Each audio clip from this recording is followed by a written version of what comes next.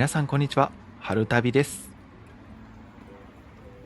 東山区総合庁舎前に到着しました。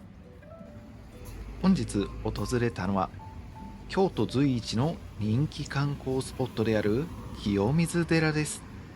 誰もが聞いたことがあるであろう清水の舞台がある場所ですね。ここで食べ歩きをしながらお腹を満たしつつ清水寺を散策していきたいと思います。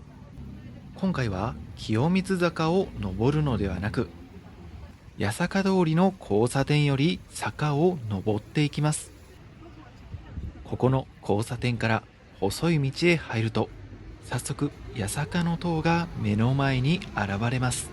この道に入った瞬間、一気に京都を感じることができますね。八坂の塔を見ながら歩いていると、最初の目的地水色亭に到着しました。お目当てのトリプルチーズメンチカツを購入。今日は朝何も食べずに来たのでお腹はペコペコ。早速いただきます。サクサクしていてとても美味しいですね。さすがトリプルチーズメンチカツ。チーズがたくさん入っています。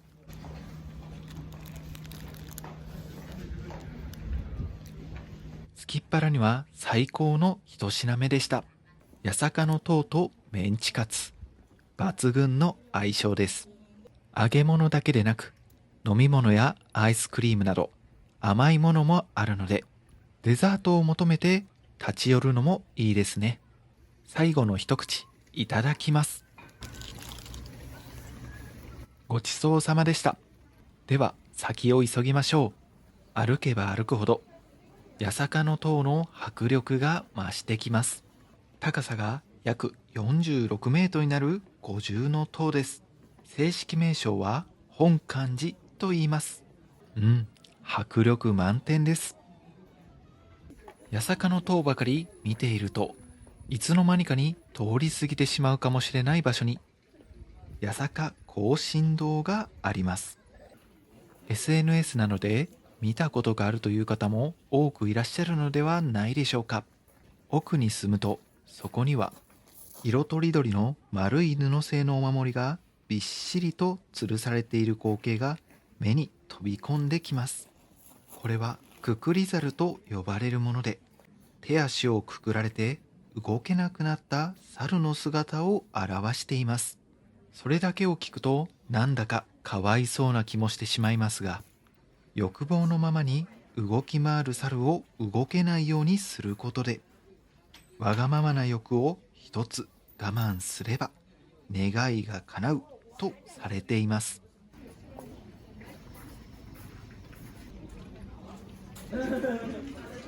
続いての食べ歩きスポットに到着しました。場所は八坂の塔のすぐ下。可愛らしいカラフルなクロワッサンが並んでいます。私の前には外国の方が並んでいます。これだけ可愛ければそれは食べたくなりますよね。今回は抹茶味を注文しました。味によってカラーが違うので、見た目と味を楽しむことができます。それでは早速いただいてみます。いただきます。サクサクのクロワッサンの中にはクリームがぎっしりと詰まっています。周りの緑色だけが抹茶なのではなく、中に抹茶のクリームが入っていて、抹茶の味を楽しむことができます。クリームがたくさん入っていて、これは美味しいですね。生地はそこまで甘くはありません。全体的にさっぱりしています。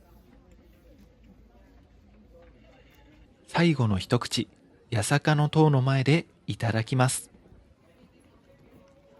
ごちそうさまでした。緩やかな坂なのであまり気づいていませんでしたが、意外と高くまで登ってきているようです。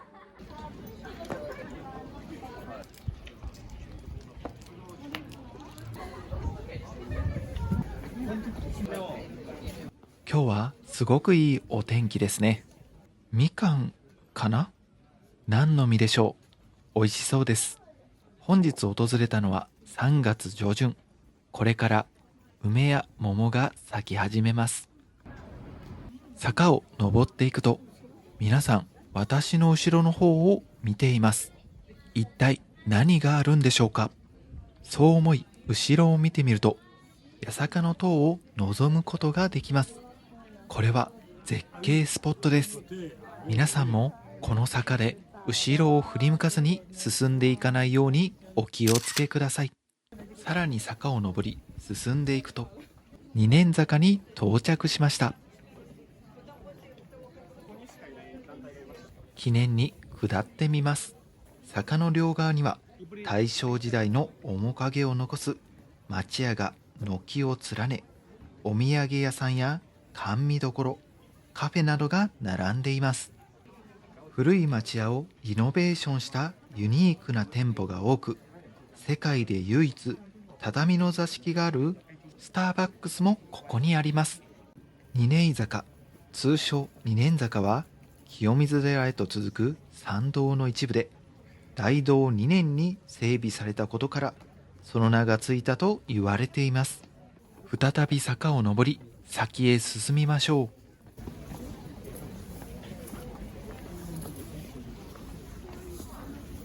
美味しそうなお酒が並んでいました。しかし今はお酒よりも胃袋を満たしたい。やってきたのは喜楽庵岡本。美味しそうな唐揚げが勢いよく上がっています。この光景を見ているだけでよだれが出てしまいますね。京風だし唐揚げ5個入り。一つ一つが大きいので迫力がありますね。こんなに美味しそうな五重の塔を私は見たことがありません。こんな美味しそうなのを目の前にして我慢はできません。いただきます。口の中が唐揚げいっぱいです。外はサクサクとしていて噛み応えがあります。しかし中はジューシーで肉汁がたくさん溢れ出てきます。この紙コップがついていることで唐揚げをとても持ちやすいです。食べやすくてこれはいいですね。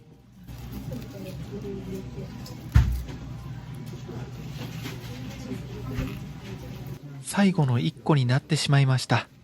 残念ですがいただきます。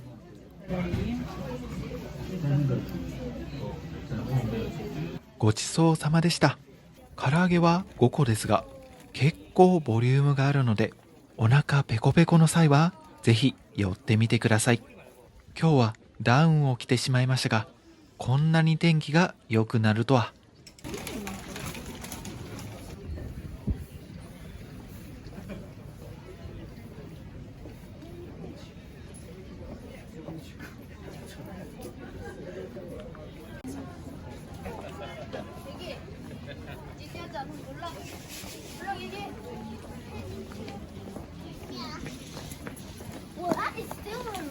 先に進むと三年坂の手前にある清流園という場所を発見しました。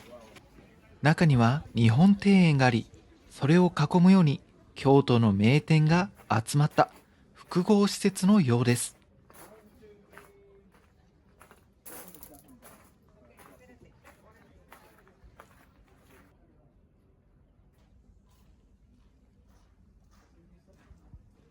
美しい日本庭園を無料で見れるのはありがたいですね。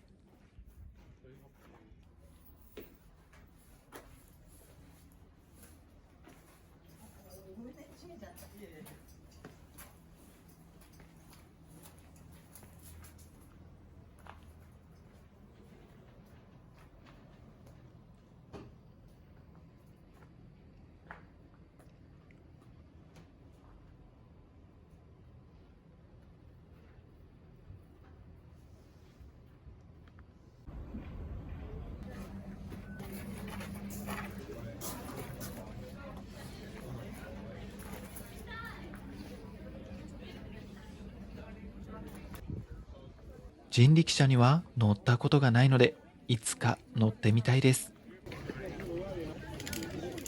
三年坂が見えてきました。しかし、まだまだ食べ歩きは止まりません。この三年坂の登る手前、すぐ下にお団子屋さんの清散歩があります。もう食品サンプルから美味しそう、いろいろな味のお団子がありますね。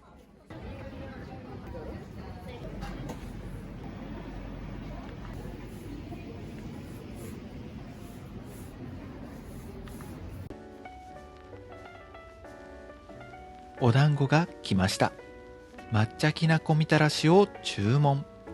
お団子がタレのお風呂に浸かっています。そして上には抹茶きなこで蓋がされています。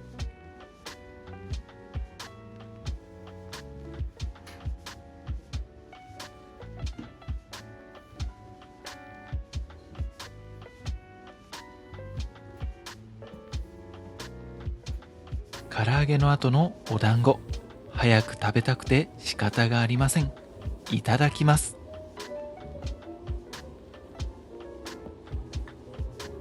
冷たいかと思っていたのですが、温かく、お団子がとろっとしています。このお団子は初めて食べる感覚です。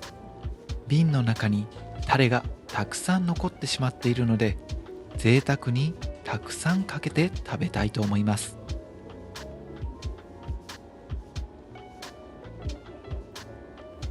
これはさらに旨味が増しそう。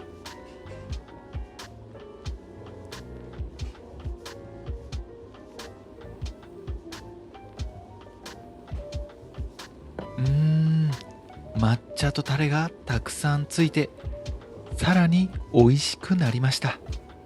こんなにもタレがついているなんて贅沢ですね。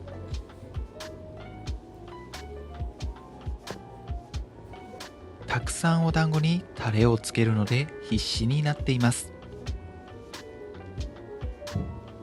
たっぷりつきましたね。でもこれでは物足りません。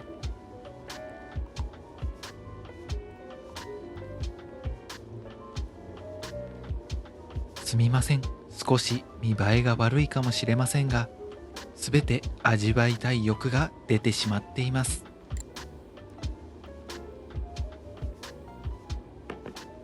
最高の味わいです。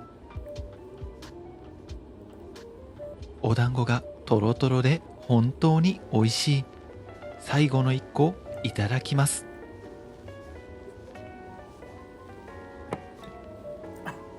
抹茶きなこでむせてしまいました。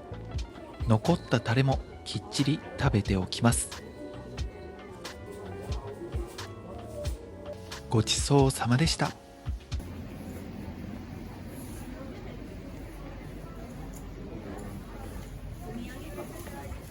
それでは三年坂を登っていきましょう。三年坂、通称三年坂は清水寺へ続く参道の中でも特ににぎわいを見せる美しい石畳の階段坂です。ここで転ぶと3年以内に死ぬという有名な迷信があります。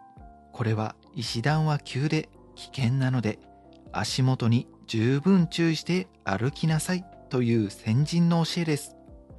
もし転んでしまったら近くのひょうたん屋でひょうたんを買うと厄除けになるとも言われています。意外と傾斜が急で約60段の石段があるので、確かにこれは気をつけて上がらないと危ないですね。ただいつも思うことが、転ぶと3年しか生きられないということは、10回転ぶとどうなるのでしょうか。寿命が残り30年になるのかなといろいろ考えてしまいます。三年坂を登りきるといよいよ清水坂に入ります。やはりここは一段と賑わっていますね。たくさんの方が行き交っています。今日いらしている方は外国の方と日本の方半々といったところでしょうか。後で食べたい京バームのお店を発見しました。他にも美味しそうなものがたくさん。お腹にはまだまだ余裕がありますが、お腹を減らすために清水寺へ向かいましょう。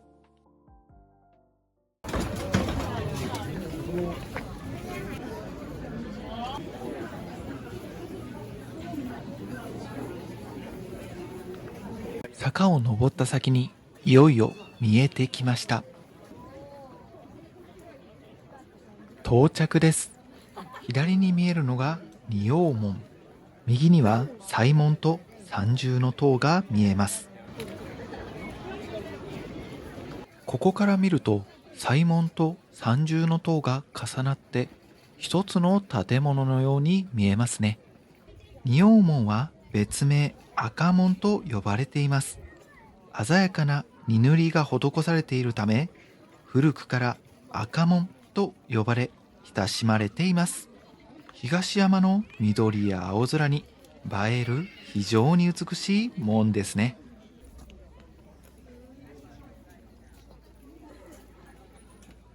とても迫力がありますね。高さ約14メートル、幅約10メートルあります。国の重要文化財です。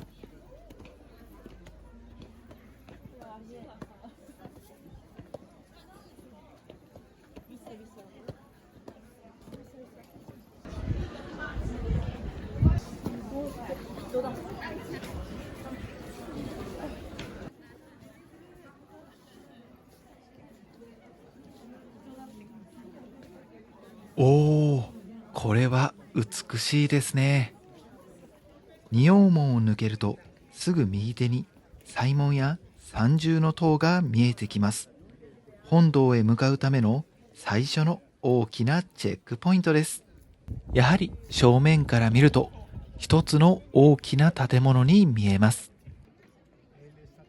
しかし西門の左にある階段を上っていくとその全貌が明らかになってきます。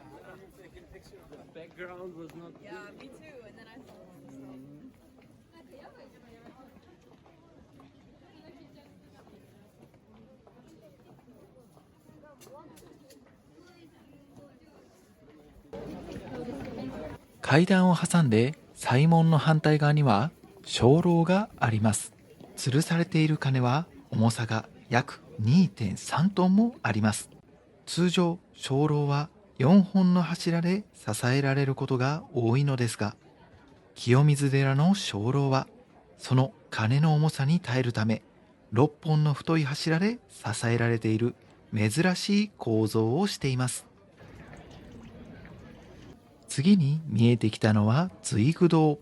主上の願いに従って叶えてくれるという大随具菩薩を祀っています。このお堂では真っ暗な空間を巡る体内巡りという体験が有名です。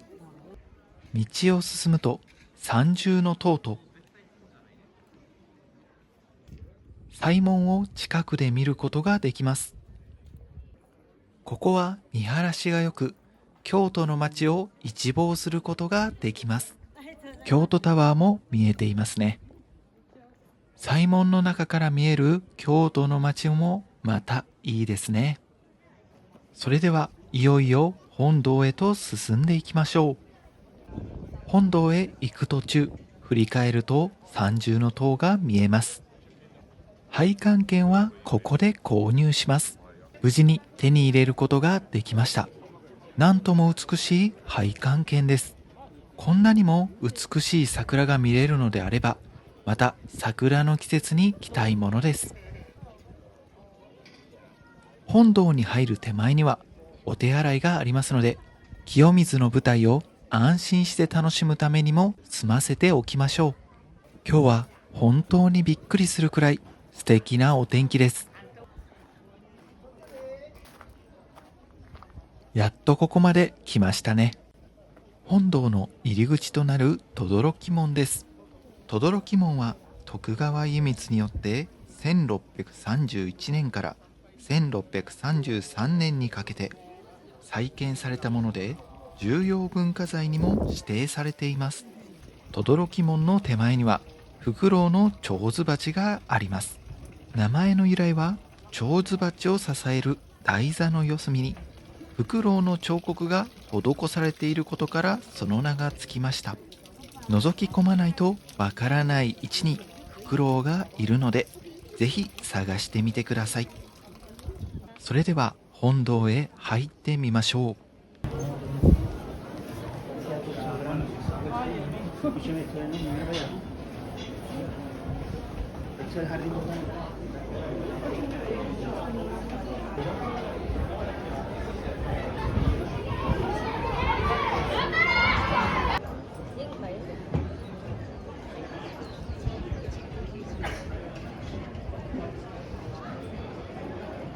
長蛇の列ができています。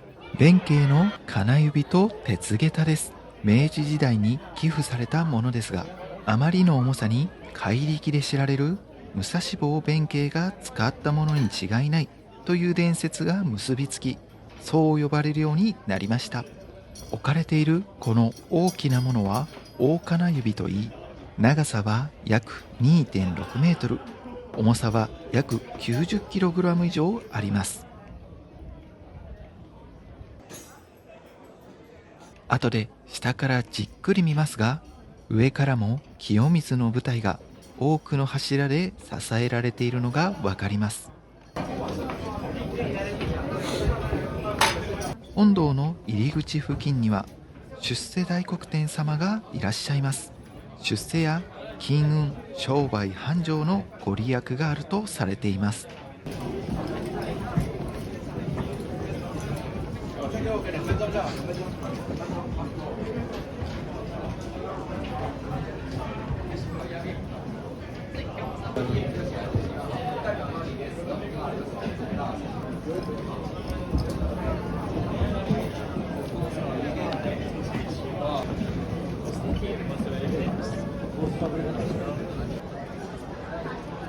あちらに人がたくさん集まっていますね。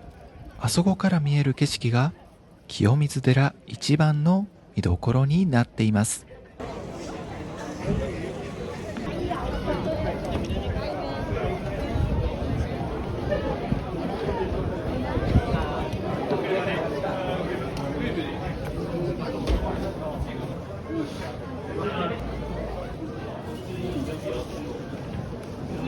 上から下を見るとやはり高いですね。高さは約13メートル、4階建てのビルに相当します。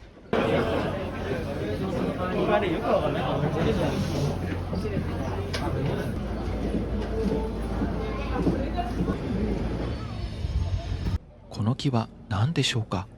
もし桜だとしたら、お花見の季節はとても綺麗でしょうね。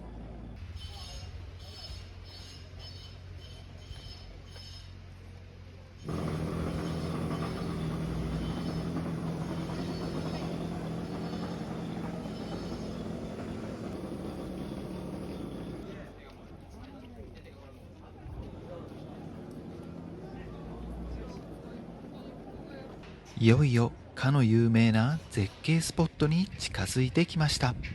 今日は紅葉や桜はありませんが、お天気にはとても恵まれています。心がウキウキしてきました。葵ちゃんみたいな梅干しブリスじゃないからさ。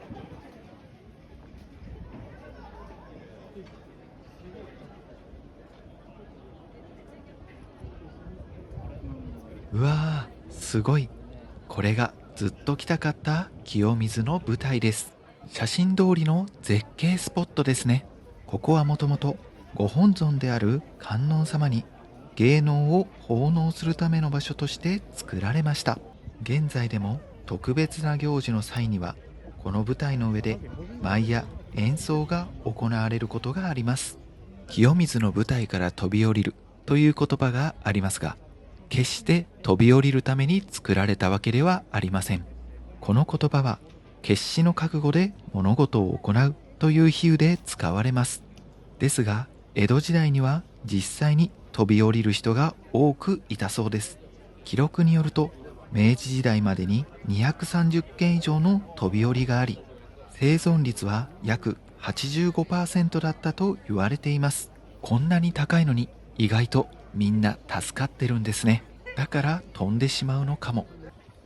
名残惜しいですが次に進みます。ありがとう清水の舞台。長年の夢が叶いました。ここからは坂を下っていきます。ふと振り返ると三重塔と清水の舞台を同時に見ることができました。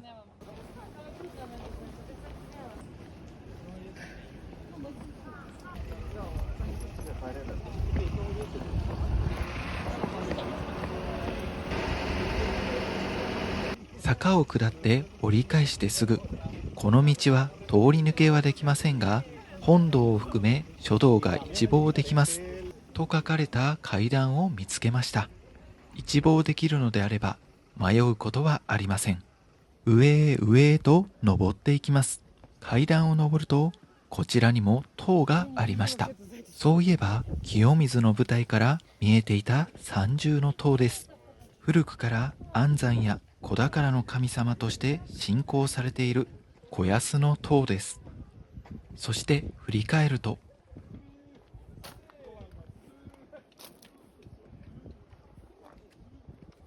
ここから清水の舞台と三重の塔を見ることができます。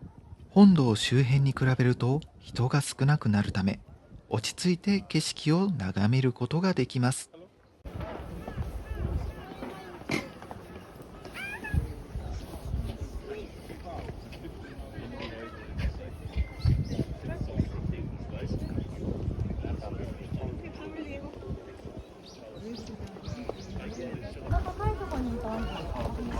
坂を下ると、また清水の舞台が近づいてきます。清水の舞台の下まで来ると、音羽の滝にたどり着きます。音羽の滝は清水寺の名前の由来にもなった最も重要なパワースポットの一つです。右から健康、恋愛、学業にご利益があります。どれか一つを選んで一口水を飲みます。先に進むと清水の舞台を下から見ることができます。掛け造りという建築技法で作られており、その最大の特徴は釘を一本も使わずに組み上げられた構造です。樹齢400年以上の欅の巨木が168本も使われています。格子状に木材を組み合わせることで、地震などの強い揺れを吸収する仕組みになっています。家を建てる際にはこの建築技法で建ててみたいものです。出口を出てすぐ池がありました。池があるとどうしても鯉がいるのかどうか探したくなります。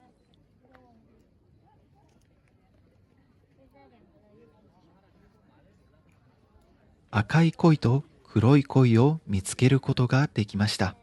鯉を見つけることができると、なんだか和を感じることができてテンションが上がってしまいます。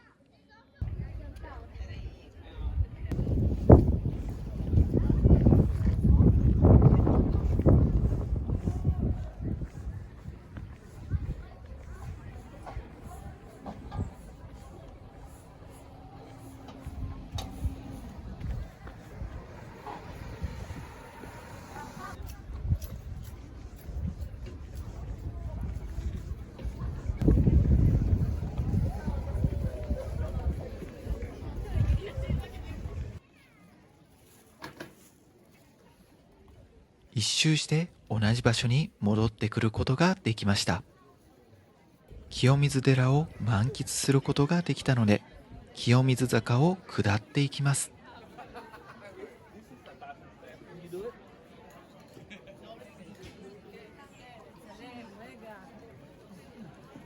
このまま下っていこうかと思った矢先、お目当ての食べ歩きを見つけてしまいました。梅山堂です。こちらではかまぼこが湯葉に巻かれた湯葉チーズを食べることができます。清水寺を歩き回ってお腹も空いたのでいただきます。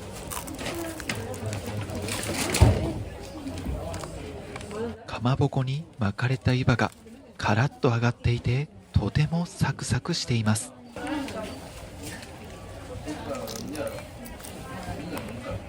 中のチーズもとろけていてとても美味しいです。チーズと揚げ物ですが、湯葉のおかげかサクッと軽く食べることができます。最後の一口いただきます。ごちそうさまでした。坂を下り始めてすぐの場所にありますので、お見逃しないようにお気をつけください。それではまた食べ歩きを求めて坂を下っていきます。食べ歩きができるお店がやはりたくさんありますね。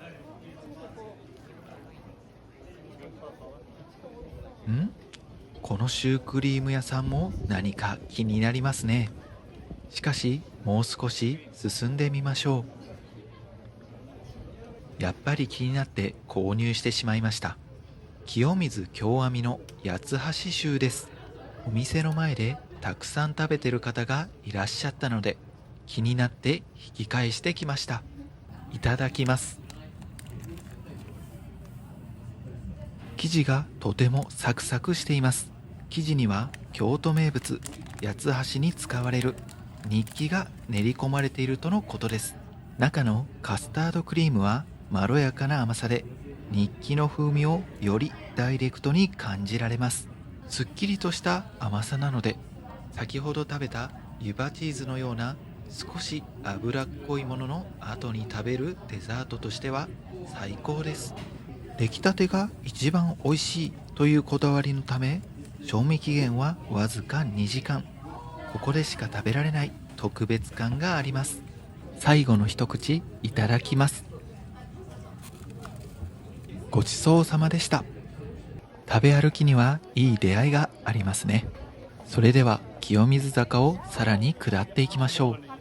清水坂は清水寺へのメインストリートです。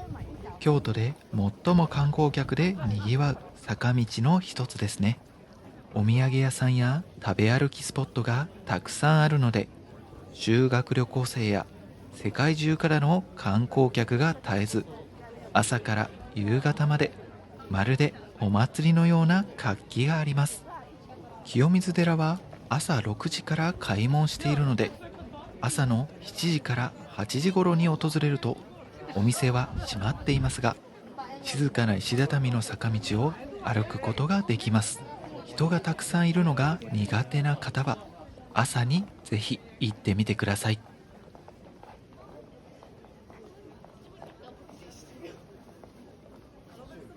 登る途中で見つけた京バームのお店が見えてきましたが、もうお腹がいっぱいになってしまいました。食べたかった食べ歩きの一つではありますが、次回にとっておきましょう。京バームを過ぎると三年坂が見えてきます。やっとここまで戻ってくることができました。とっても美味しく楽しい時間を過ごさせていただきました。清水寺よ、ありがとう。